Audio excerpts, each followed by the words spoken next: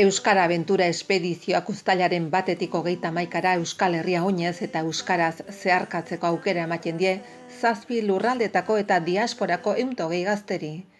Euskara eta abentura uztartzen dituen espedizioaren 3. edizioan parte hartu nahi dutenendako izen ematea zabali dagoeneko, eta parte hartu ahal izateko 2004an eta 2005an jaio izatea eta euskaraz jakitea aski izanen da.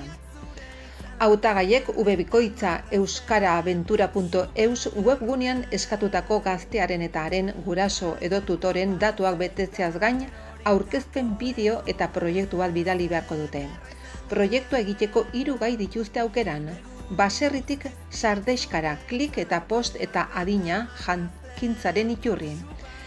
Egindako lanak historikoak, literarioak, ikus-entzunezkoak, musikalak, plastikoak edota sormen digitalekoak izan daitezke eta hautatutakoaren arabera bidali beharreko dokumentuak oinarrien taulan zehaztuta daude.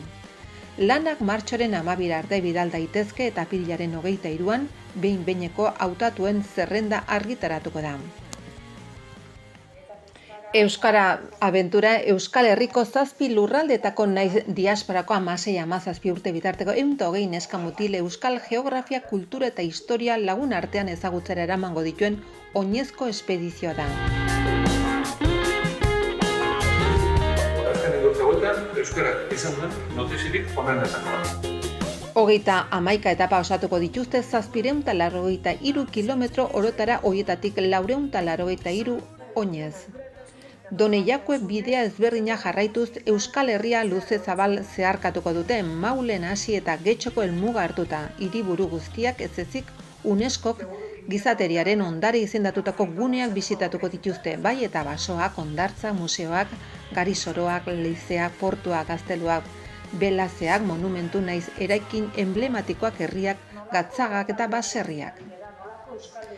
Era eta eduki anitzeko mintegi, tailer eta ekimenek aberastuko dute abentura, izan ere, hainbat esparrutako profesionalak, musikariak, soziolinguistak, aktoreak, bersolariak, kazetariak, dantzariak, idazleak, kirolariak, aldiro batuko dira espediziora gazteekin ordu batzuk konpartitu eta askotariko jakintzak elkar trukatzeko. Errealitate linguistiko, sozial, ekonomiko naiz kultural ezberdineko neska mutilak nahastu eta hilabetez Euskal Herria zentzu zabalean ezagutzera eramango dituen esperientzia ahaztezin hau euskaraz bizi dezaten nahi du Euskar Abentura ekimenak eta sortutako harremanek espediziotik harago ere iraun dezaten. Garagardo bat zerura eroritakoen omenez. Zeinen